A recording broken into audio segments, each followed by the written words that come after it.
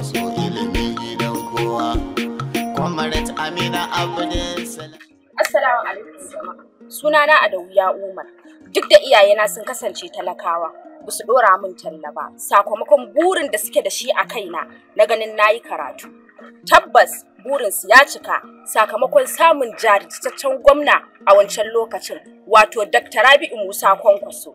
Kai, masha Allah, madalla da wannan mulki. A wannan lokaci Dr. Rabi'u Musa Kwankwaso ya dau nauyin karatunmu tun daga primary har zuwa secondary. Kai alhamdulillah, jihar Kano muna godiya.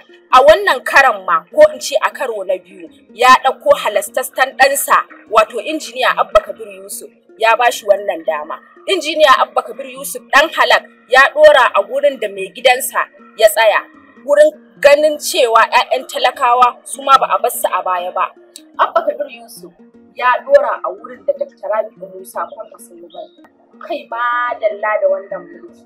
Jama'a, ya kuke gani idan shekara ta 2027 ta zo, muka zaɓi injiniya Dr. Rabi'u Musa Kwankwaso a matsayin shugaban ƙasa? Kai, da Najeriya ta yi sabon ango.